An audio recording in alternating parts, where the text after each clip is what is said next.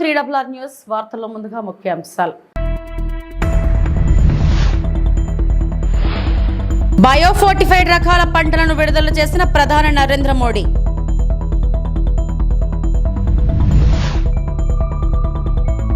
SC ST వర్గీకరణ తీర్పును వ్యతిరేకిస్తూ ముమ్మిడివరంలో మాల మహానాడు జేఏసీ దళిత సంఘాల నిరసన.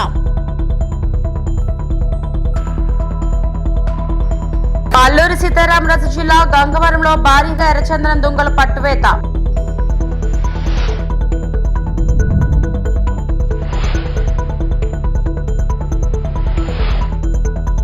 వాతావరణ మార్పుల సవాళ్ల మధ్య వ్యవసాయ ఉత్పాదకత మరియు స్థితిస్థాపకతను మెరుగుపరచడానికి భారతదేశం చేస్తున్న ప్రయత్నాలను పెంచడానికి ప్రధానమంత్రి నరేంద్ర మోడీ న్యూఢిల్లీలోని ఇండియన్ అగ్రికల్చరల్ రీసెర్చ్ ఇన్స్టిట్యూట్ లో 109 అధిక దిగుబడినిచ్చే వాతావరణాన్ని తట్టుకోగల మరియు బయో ఫోర్టిఫైడ్ పంట రకాలను విడుదల చేశారు. अब क्लाइमेट रेजिस्टेंस और रिजिलियंट भी रहेंगी जलवायु परिवर्तन के अनुकूल. बड़ा तोहफा किसानों को. देखिए आंचल, आज जो क्लाइमेट चेंज है वो पूरी दुनिया के लिए एक बड़ी चुनौती बना हुआ है और खासतौर से भारत के लिए जो दुनिया की सबसे बड़ी पॉपुलेशन को जिसको केटर करना है, तो जो मोदी सरकार का जो विजन है वो लैब टू लैंड, प्रयोगशाला से आप कैसे उसको जमीनी हकीकत पे उतारेंगे. आज जो प्रधानमंत्री ने 109 किस्मों की जो फसलों की किस्में हैं जो क्लाइमेट रेजिलियंट है, यानी कि गर्मी सर्दी बरसात का मुकाबला करने के लिए ये फसलें तैयार है पूरी तरह से. उसके अलावा भी ये हाईली न्यूट्रिशियस है, ये बायो मॉडिफाइड है. तो ये जो फसल है ना सिर्फ किसानों की लागत को कम करेगी, उनकी आय को बढ़ाएगी, बल्कि जो लोग इसको खाएंगे यानी कि देश की जनता, उनके लिए भी ये हाईली न्यूट्रिशियस फूड होगा. और इसके अंदर श्री अन्न जिसे हम मोटा अनाज कहते हैं, उसके अलावा फल हैं, सब्जियां हैं और दलहन भी है. भारत का एक बड़ा हिस्सा जो फॉरेन एक्सचेंज का है वो पल्सेस के इंपोर्ट में चला जाता है. तो उसके मद्देनजर भी ये जो क्लाइमेट रेजिलियंट क्रॉप वेराइटीज हैं, ये एक भारत के लिए ना सिर्फ कारगर साबित होगी, ना सिर्फ हमारी फूड बास्केट को पूरा करेगा, लेकिन आज जो मेरी केंद्रीय कृषि मंत्री से बात हुई, उन्होंने कहा कि भारत चाहता है कि वो दुनिया की, वर्ल्ड की फूड बास्केट बने, यानी कि हम अपने लोगों को तो खिलाएं, हमारा अन्नदाता, बल्कि दुनिया की जो फूड रिक्वायरमेंट है उसको भी हम पूरा करें. विशाल, हमने इस बार के बजट में भी देखा था कि कैसे खास तौर पर टेक्नोलॉजी ट्रांसफ़र के ज़रिए उन फसलों को उगाया जाए जो कि क्लाइमेट रिजिलियंट हों, और इसमें ड्रोन की मदद, सॉयल हेल्थ कार्ड्स, इसको लेकर आर्टिफिशियल इंटेलिजेंस का बहुत बड़ा रोल दिखाया गया था. कैसे विज्ञानी और जो किसानी है वो कंधे से कंधा मिलाकर साथ चलते हैं, तो फिर जब हम राष्ट्र का अन्नदाता उसके चेहरे पर मुस्कान देखते हैं जो कि हमारी थाली में भी परोस कर लाया जाता है.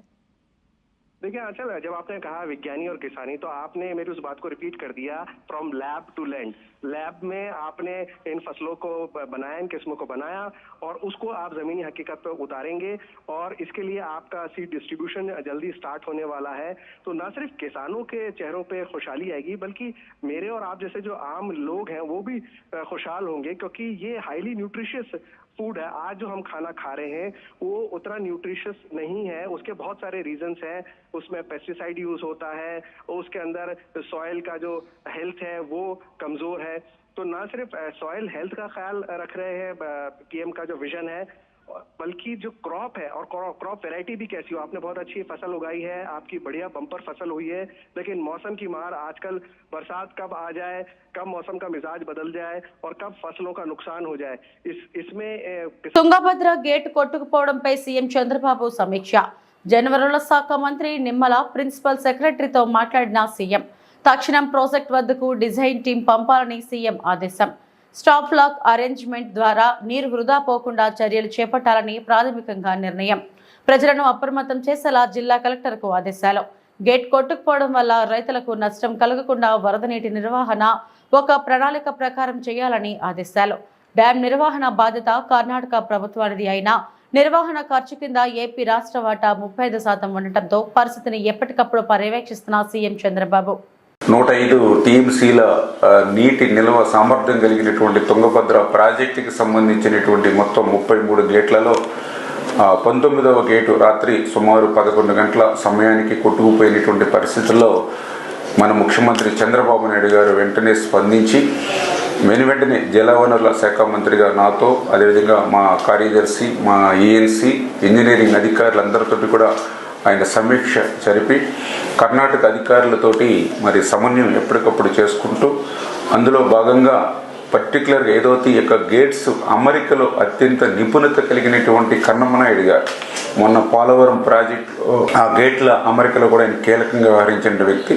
ఆ కన్నమనాయుడు గారి యొక్క సారథ్యంలో ఏదైతే మన రాష్ట్రానికి సంబంధించినటువంటి యొక్క సెంట్రల్ డిజైనింగ్ ఆర్గనైజేషన్ ఏదైతే ఉందో ఆ సిఈ, ఎస్సీ, ఈఈలు వీరందరూ కూడా ఒక బృందంగా ఏర్పడి వెంటనే ఆ కొట్టుకుపోయినటువంటి గేట్కి పునర్నిర్మాణం చేయాలని చంద్రబాబు నాయుడు గారు ఇచ్చిన ఆదేశాలని ఇమ్మీడియట్లీ అమలు చేసుకుంటూ వస్తూ ఉన్నాం. ఏదైతే ఈ యొక్క తుంగభద్ర ప్రాజెక్టు పురాతన ప్రాజెక్టు కావడం వల్ల ఈ యొక్క గేట్కి ఇటువంటి సమస్య వచ్చినప్పుడు ఏదైతే స్టాప్ లాక్ గేట్స్ దీనికి ఆల్టర్నేటివ్ లేకపోవడం వల్ల ఈరోజు 30,000 క్యూసెక్కుల నీరు వరకు కూడా ఆ యొక్క కొట్టుకుపోయిన గేట్ నుంచి కిందకి పోతున్నటువంటి పరిస్థితి. అయితే ఒక్క గేట్ నుంచే ఇంత నీరు పోతే మిగిలిన గేట్స్ కూడా ప్రెజర్ ఏర్పడుతుందనే ఉద్దేశంతో, అదేవిధంగా మళ్ళీ కొట్టుకుపోయినటువంటి గేటు స్థానంలో మరొక గేటుని ఏర్పాటు చేయాలి కాబట్టి నీటిని కూడా తగ్గించాలనే ఉద్దేశంతో 90,000 క్యూసెక్కుల నీరు వరకు కూడా క్రిందకి వదులుతున్నామని చెప్పేసి సంబంధిత ప్రాజెక్టు అధికారులు కూడా చెప్పడం జరుగుతూ ఉంది. ఏదైతే ఈ యొక్క కొట్టుకుపోయినటువంటి గేట్ సైజు చూస్తే 60 అడుగులు ఇంటూ 20 అడుగులు. అయితే అంత గేట్ని మనం ఇమీడియట్లీ స్టాప్ లాక్ గేట్గా మనం తయారు చేసి పెట్టలేము కాబట్టి దాన్ని ఇప్పుడు 60 ఇంటూ 4 అడుగులు అంటే 5 గేట్లుగా చేసి ఆ స్టాప్ లాక్ గేట్స్గా దాన్ని ఆల్టర్నేటివ్గా అరేంజ్ చేసి కంట్రోల్ చేస్తామని చెప్పేసి అధికారులు చెప్పడం జరిగింది. దీనివల్ల ప్రస్తుతానికి అంతగా, ఎందుకంటే ఏదైతే క్రింద ఈ ప్రాజెక్టుకి క్రింద ఉన్నటువంటి ఏదైతే కర్నూలు, కడప, అనంతపూర్ అంటే ఏదైతే హై లెవెల్ కెనాల్, లో లెవెల్ కెనాల్, కేసీ కెనాల్కి సంబంధించిన ఆయకట్లు ఏవైతే ఉన్నాయో ఇమ్మీడియట్లీ ఇప్పుడు అంత వాటర్ ఇబ్బంది అయితే ఉండదు. ఎందుకంటే ఏదైతే దీని యొక్క తుంగభద్ర ఫుల్ కెపాసిటీ 1633 అడుగుల వరకు, కానీ దీని యొక్క కెనాల్స్ చూసినట్లయితే 1585 లెవెల్కే కెనాల్స్కి వాటర్ వెళ్తుంది కాబట్టి ప్రస్తుతానికైతే త్రాగునీరుకి కానీ సాగునీరుకి కానీ మనకున్నటువంటి జిల్లాలకి సమస్య లేకపోయినప్పటికీ ఈ యొక్క నీటిని నిల్వ చేసుకునేటువంటి సామర్థ్యం తగ్గిపోతుంది కాబట్టి, అంటే 105 టీఎంసీల నుంచి 50-40 టీఎంసీలకు వచ్చేస్తుంది కాబట్టి ఫ్యూచర్లో ప్రాబ్లం వస్తుంది కాబట్టి ఈ స్టాప్ లాక్ గేట్స్ ఏవైతే ఉన్నాయో ఇది ఒక 2-3 డేస్లోనే ఇది కంప్లీట్ చేసుకుని రేపు ఫోర్కాస్ట్ కూడా చూస్తే ఆగస్టు 15 తర్వాత మళ్ళీ వర్షాలు వచ్చి మళ్ళీ ఇన్ఫ్లో కూడా ఈ తుంగభద్రకు వస్తుంది కాబట్టి ఈ ఆగస్టులోనే మళ్ళీ 105 టీఎంసీల నీటిని కూడా నిల్వ చేసుకునేటువంటి అవకాశం ఉందని చెప్పేసి అధికారులు కూడా ముఖ్యమంత్రి గారితో సమీక్షలో కూడా చెప్పడం జరిగింది. ఖచ్చితంగా ఇవన్నీ కూడా ఒక టీం వర్క్గా యుద్ధ ప్రాతిపదికన ఎప్పటికప్పుడు రివ్యూ చేసుకుంటూ క్లోజ్ మానిటరింగ్ చేసుకుంటూ వెళ్తామని చెప్పి తెలియజేసుకుంటూ, ఎందుకైనా ముందు జాగ్రత్త చర్యలుగా అక్కడ కర్నూలు కలెక్టర్ గారితో, అదేవిధంగా ఆ యొక్క ప్రాజెక్టు కింద ఉన్నటువంటి ఏదైతే కౌతాలం, కోసింగి, మంత్రాలయం, నందవరం ఏదైతే మండలాలు ఉన్నాయో వారి ప్రజలందరినీ కూడా కొంత అప్రమత్తంగా ఉండడం, అదేవిధంగా ఏదైతే ఈ క్రింద శ్రీశైలం, నాగార్జున సాగర్, పులిచింతల అంటే ప్రస్తుతానికి ఏ ఇబ్బంది లేకపోయినప్పటికీ కూడా అప్రమత్తంగా ఉండమని అక్కడ ఉండేటువంటి ప్రజలు కానీ ఇక్కడ ఉండేటువంటి డ్యాములకు సంబంధించిన అధికారులను కూడా హెచ్చరించడం. ఎస్సీ ఎస్టీ వర్గీకరణ తీర్పును వ్యతిరేకిస్తూ ముమ్మిడివరంలో మాల మహానాడు జేఏసీ దళిత సంఘాల నిరసన. అంబేద్కర్ కోనసీమ జిల్లా ముమ్మిడివరంలో మృతవీరుల సంస్కరణ దినం మరియు ఎస్సీ ఎస్టీ వర్గీకరణ వ్యతిరేక నిరసన ర్యాలీ. మాల మహానాడు జేఏసీ అధ్యక్షులు దేవరపల్లి ఏడుకొండలు, కాశీ జగపతిరావు, ఆర్పీఐ నాయకులు చీకురమల్లి శ్రీనివాసరావు, దళిత నాయకులు మొండి కృష్ణబాబు, వడ్డీ శ్యామ్ ఆధ్వర్యంలో సుమారు 500 మంది ముమ్మిడివరం కాశీ వారితూము నుండి ప్రధాన రహదారిపై ర్యాలీగా ముమ్మిడివరం పోలమ్మ చెరువు గట్టునే ఉన్న డాక్టర్ బిఆర్ అంబేద్కర్ విగ్రహానికి డిమాండ్లతో కూడిన వినతిపత్రం అందజేశారు. ఈ కార్యక్రమంలో అంబేద్కర్ వాదులు, ప్రజాస్వామికవాదులు, వర్గీకరణ వ్యతిరేకవాదులు అధిక సంఖ్యలో పాల్గొని చంద్రబాబుకు వ్యతిరేకంగా నినాదాలు చేశారు. నుంచి మాట్లాడుతూ ఉన్నాం. ఇలా చాలా దురదృష్టకరమైనటువంటి రోజు. ఎందుకు చేతనం అంటే మరి ఈ భారతదేశంలో అత్యున్నతమైన న్యాయస్థానం చెప్పుకున్న సుప్రీంకోర్టు మరి రాజకీయ లబ్ధి కోసం నరేంద్ర మోడీ, చంద్రబాబు నాయుడు పుట్టిన రాజకీయ ఎత్తుగడలో భాగంగా మరి సుప్రీంకోర్టు తీర్పుని మొదటి తీర్పులో మాత్రం 241 ఆర్టికల్ ప్రకారం పార్లమెంట్లో అమెండ్మెంట్ చేయకుండా వర్గీకరణ చేయడం కుదరదని ఒకసారి తీర్పు 2010లో తీర్పు ఇచ్చింది. మరి ఇప్పుడు 2024లో మరి అదే సుప్రీంకోర్టు మరి రాజకీయ ఒత్తిడికి లొంగి ఇవాళ మరి వర్గీకరణ చేయొచ్చే రాష్ట్రాల అధికారులు ఇస్తూ మరి మరి తీర్పుని వేళ సుప్రీంకోర్టు ఇవ్వడం జరిగింది. అయితే ఈరోజు దాన్ని నిరసిస్తూ అంబేద్కర్ కోనసీమ జిల్లా ముమ్మడివరం మండల వేడిగా రాజకీయ పార్టీలకు సంబంధం లేకుండా అన్ని రాజకీయ పార్టీలు సమీకరించుకుని అన్ని రాజకీయ పార్టీలు ఒకే వేదిక మీదకి వచ్చి ఇవాళ ఈ నిరసన గళాన్ని మరి విప్పడం జరిగింది. మరి రాబోయే రోజుల్లో మరి ఈ వర్గీకరణ అనే విషయాన్ని ఈ వర్గీకరణ తీర్పుని సుప్రీంకోర్టు వెనక్కి తీసుకోవాలి. అలాగే ఈ రాష్ట్ర ప్రభుత్వాలు మరి మానవ పదని చూపిస్తున్న నిరంకుశ వైఖరిని మానుకుని మరి ప్రజాభిప్రాయం మేరకు మరి ఇక్కడ ఏమి చేస్తే దళితులు అత్యున్నత స్థానానికి వెళ్తారో ప్రభుత్వం మరి ఆలోచన చేసి మరి ఆ విధంగా దళితుల పాటు పడాలి. కానీ మరి వర్గీకరణ తీసుకొచ్చి రాజకీయ లబ్ధి పొందడానికి చేస్తున్నటువంటి ఈ కుటిల రాజకీయ ఎత్తుగడని అడ్డుకుంటామని, ఈ వర్గీకరణ జరగకుండా ఎట్టి పరిస్థితులను ఈ మాలలందరూ కూడా రాష్ట్ర వ్యాప్తంగా మాలలందరూ కూడా అడ్డుకుంటారని తెలియజేస్తూ మరి ఇటువంటి ప్రకటనని మానుకోవాలని ఇలా ప్రభుత్వాలకి డిమాండ్ చేస్తా ఉన్నాం. అల్లూరి సీతారామరాజు జిల్లా గంగవరంలో భారీగా ఎర్రచందనం దొంగలు పట్టుకొని సీజ్ చేసిన పోలీసులు. గంజాయి ఎర్రచందనం అక్రమ రవాణాపై కఠినంగా వ్యవహరిస్తున్న కూటమి ప్రభుత్వం.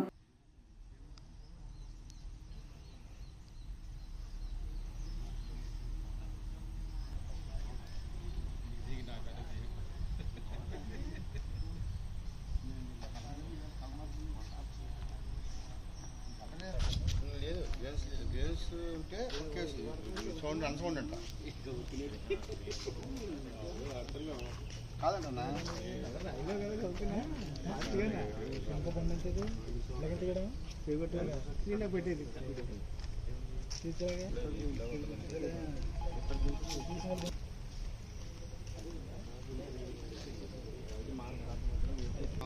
కేసు ఉంది కదా, భోజన కేసు ఉంది కదా, ఆ కేసు తీసుకుని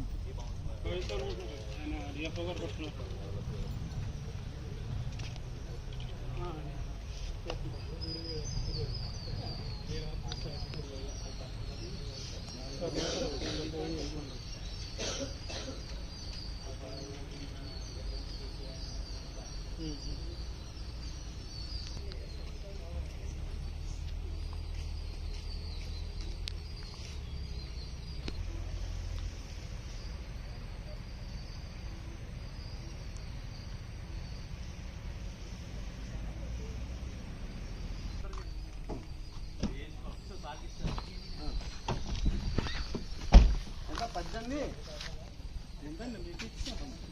అది కనపా కదా వేసిన పడ్డాము.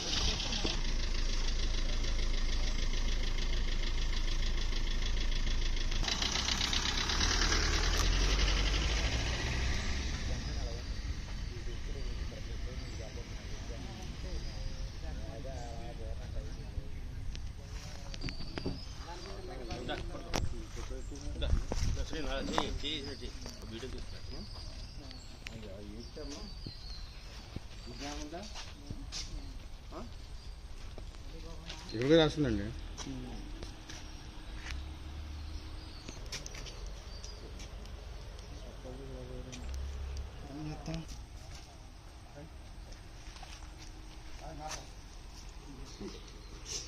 మాట్లాడా బైక్ మాలకు వచ్చాను బండి ఉందని అంటున్నాడు. మాకు తెలీదా కన్నింగ్ అసలు.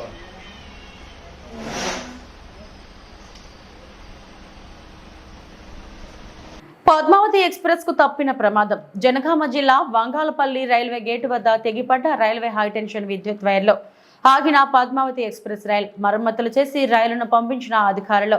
సికింద్రాబాద్ నుంచి తిరుపతి వెళ్తుండగా ప్రమాదం.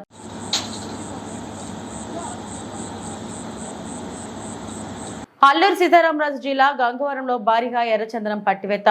అక్రమంగా తరలిస్తున్న 81 ఎర్రచందనం దొంగలు సీజ్. నిందితులను అదుపులోకి తీసుకున్న ఫారెస్ట్ ఆఫీసర్స్. వాటి విలువ 50 లక్షల వరకు ఉండొచ్చని అధికారులు అంచనా.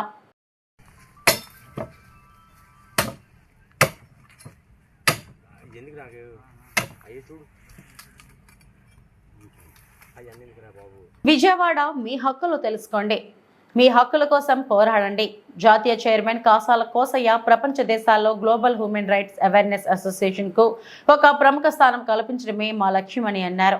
చిన్న మొక్కగా పురుడు పోసుకుంటున్నటువంటి ఈ global human rights awareness association నేడు ప్రపంచ దేశాలలో కూడా మానవుని హక్కుల కోసం పనిచేస్తుందని అన్నారు. ఇండియన్ అంబాసిడర్ ద్వారా భారతీయ రాయబార సంస్థ ద్వారా గుర్తింపు కూడా తీసుకోవడం జరిగిందని, నీతి ఆయోగ్, ఇండియన్ బార్ కౌన్సిల్ సభ్యత్వంతో ఈ సంస్థ ముందుకు వస్తుందని, అవసరమైతే గూగుల్లో సెర్చ్ చేసిన తర్వాతనే global human rights awareness association సంస్థలో చేరండి అని ఆయన అన్నారు. ప్రజలలో హ్యూమన్ రైట్స్ యొక్క గుర్తింపు కార్డుకు ప్రముఖ స్థానం ఉన్నదని అన్నారు. కొన్ని ప్రాంతాలలో హ్యూమన్ రైట్స్ కు గుర్తింపు తెచ్చుకునేలా కార్యక్రమాలు నిర్వహించడం జరిగిందని, రానున్న రోజుల్లో పత్రికను ఛానల్ కూడా ప్రారంభిస్తున్నామని, గ్రామాన మన హ్యూమన్ రైట్స్ యొక్క విధి విధానాలను తెలియజేయడానికి పత్రికను ఛానల్ను ప్రారంభిస్తున్నామని ఆయన అన్నారు. మీరు పనిచేసే ప్రాంతంలో అన్యాయానికి గురవుతున్నటువంటి అభాగ్యులు, అనాథలు, చిన్నపిల్లలు, వృద్ధులు వారందరి పక్షాన నిలబడండి. న్యాయం కోసం పోరాడండి. మీ వెనుక నేనుంటానని విజయవాడలో జరిగినటువంటి జాతీయ సమావేశంలో జాతీయ చైర్మన్ కాసాల కోనయ్య అన్నారు. ఈ కార్యక్రమంలో జాతీయ ప్రధాన కార్యదర్శి పత్తిపాటి సురేష్ కుమార్, ఆంధ్రప్రదేశ్ రాష్ట్ర చైర్మన్ భువనగిరి వెంకట గణేష్ తదితర జాతీయ, అంతర్జాతీయ రాష్ట్ర ప్రతినిధులు పాల్గొన్నారు. లక్ష్మయ్య గారు నాకు తమ్ముడు లెక్కన సేవ చేస్తూ ఆ యొక్క ప్రోటోకాల్ని ఆయనే చూస్తూ నాకు ప్రతి చోట గౌరవాన్ని కల్పించేందుకు తన యొక్క స్థాయిని తగ్గించుకొని నాకు విలువను కల్పిస్తున్నటువంటి, విలువను పెంచుతున్నటువంటి సోదరుడు పత్తిపాటి సురేష్ కుమార్ గారికి, అలాగే ఈ మధ్యనే బాధ్యతలు స్వీకరించి ఈ రాష్ట్రంలో మిగతా రాష్ట్రాల కంటే పురుడు పోసుకున్నటువంటి రాష్ట్రం, అత్యధికంగా సభ్యులు ఇస్తాను సార్ ఎటువంటిది లేకుండా అని ఉన్నటువంటి మా యొక్క సోదర సమానులు గణేష్ గారికి, వేదిక ముందు ఉన్న ప్రతి ఒక్క సభ్యులకి, మా అక్క చెల్లెమ్మలకి, త్వరలోనే వాళ్ళ కూతుర్ని మాకు ఇచ్చి మా ఇళ్ళకి చేసుకోబోతున్న మా సోదరి శ్రీలక్ష్మి గారికి ధన్యవాదాలు తెలియజేస్తూ, ఈనాటి ఈ కార్యక్రమం నిజంగా ఈ 5 సంవత్సరాల కాలంలో మొట్టమొదటి కార్యక్రమం ఇది. ఎందుకంటే జిల్లా చైర్మన్లకు, రీజనల్ చైర్మన్లకు, రాష్ట్ర స్థాయి, జాతీయ స్థాయి వాళ్ళకి ఎన్నో వందల ప్రోగ్రాములు చేశాం. కానీ ఈ చైర్మన్ల స్థాయిలో మీటింగ్ అన్నటువంటి ఆలోచన చేసినటువంటి ఒక కొత్త విధానానికి శ్రీకారం చుట్టినటువంటి ఆంధ్రప్రదేశ్ స్టేట్ చైర్మన్ గణేష్ గారికి మరొక్కసారి ధన్యవాదాలు తెలియజేస్తూ, నిజంగా ఈ యొక్క global human rights awareness association ప్రపంచ మానవ హక్కుల అవగాహన సంఘం, know your rights, fight for rights, మీ హక్కులు తెలుసుకోండి, హక్కులకై పోరాడండి అన్నటువంటి నినాదంతో పురుడు పోసుకున్నటువంటి ఈ సంస్థ ఇంతింతై ఒకటింతై అన్నటువంటి చందంగా ఈరోజు భారతదేశాన్ని దాటి గల్ఫ్ దేశాలలో కూడా మన యొక్క సభ్యులు ఇండియన్ ఎంబసీ ద్వారా, అంటే భారత రాయబార కార్యాలయాల ద్వారా రిజిస్ట్రేషన్ సంపాదించుకున్నటువంటి ఏకైక సంస్థ మన యొక్క గ్లోబల్ హ్యూమన్ రైట్స్ అని గర్వంగా నేను చెప్పగలుగుతున్నా ఈరోజు నేను. ఎందుకంటే ఎవరికి లేదు, సెక్షన్ 8 ఉండాలా, మినిస్టర్ ఆఫ్ కార్పొరేట్ సర్టిఫికెట్ ఉండాలా, లెజిస్లేషన్ సర్టిఫికెట్ ఉండాలా, నీతి ఆయోగ్ ఉండాలా. భద్రాద్రి కొత్తగూడెం జిల్లా ములకలపల్లి మండలం పూసగూడెం పంప్ హౌస్ నెంబర్ 2కు సంబంధించి ఇప్పటికే అన్ని పనులు పూర్తి కాగా రాష్ట్ర ఇరిగేషన్ శాఖ మంత్రి ఉత్తమ కుమార్ రెడ్డి, రెవెన్యూ శాఖ మంత్రి పొంగులేటి శ్రీనివాస్ రెడ్డి, వ్యవసాయ శాఖ మంత్రి తుమ్మల నాగేశ్వరరావు సమక్షంలో ట్రయల్ రన్ నిర్వహించారు. ఇరిగేషన్ శాఖ అధికారులు ట్రయల్ రన్ సక్సెస్ కావడం పట్ల మంత్రుల బృందం ఆనందం వ్యక్తం చేసింది. పూసగూడెం పంప్ హౌస్ వద్ద మొత్తం 6 బాహుబలి మోటార్ బిగించగా ఒక్క పంపు ద్వారా 15,000 క్యూసెక్కుల గోదావరి నీటిని ఏనుకూరు లింక్ కెనాల్ ద్వారా వైరాకు అందించనున్నారు. పూసగూడెం పంప్ హౌస్ నందు ఏర్పాటు చేసిన మీడియా సమావేశంలో మంత్రులు తుమ్మల, పొంగిలేటి, ఉత్తమ్ కుమార్ రెడ్డి మాట్లాడుతూ బీఆర్ఎస్ పార్టీపై మంత్రులు విమర్శలు గుప్పించారు. గతంలో 8,000 కోట్ల రూపాయలు ఖర్చు పెట్టి తలా తోకాలని పనులు చేపట్టారని విమర్శించారు. కాంగ్రెస్ పార్టీ హయాంలోని ఇంద్రమ్మ ప్రభుత్వం ఏర్పడిన తర్వాత సీతారామ ప్రాజెక్టులోని మెయిన్ కెనాల్ ను పూర్తి చేయడం ద్వారా ఈ ఏడాది నాగార్జున సాగర్ ఆయకట్టుకు కృష్ణా జలాలు రాకున్నా గోదావరి జలాలు అందించవచ్చని తెలిపారు. ప్రస్తుతం ఈ 3 పంప్ హౌస్లు వినియోగంలోనికి తీసుకురావడం ద్వారా 1,20,000 ఎకరాలకు నీరు అందించనున్నట్టు వివరించారు.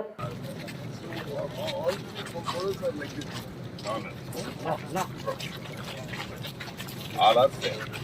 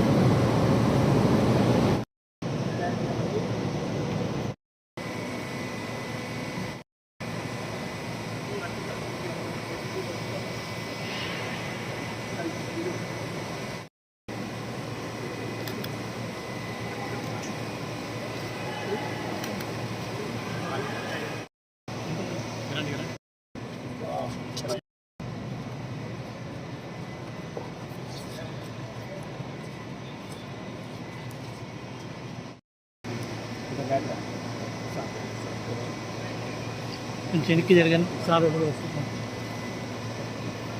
నీ ఫ్లాష్ లేదు కూడా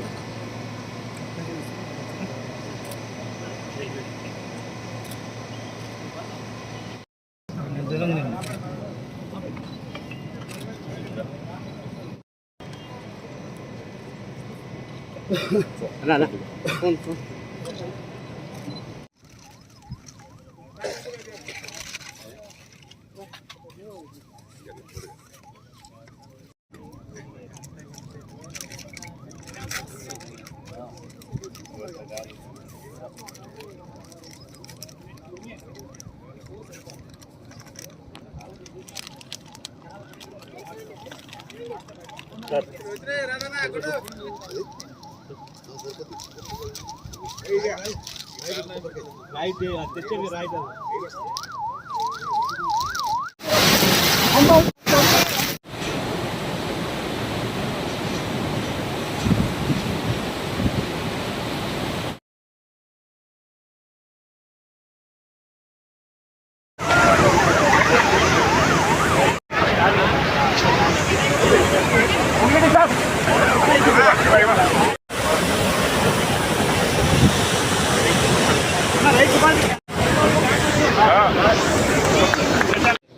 పోతాం రోజులు ನಾನು వచ్చిన తర్వాత ఫోన్ చేస్తూ ఉంటారు అక్కడ పెట్టి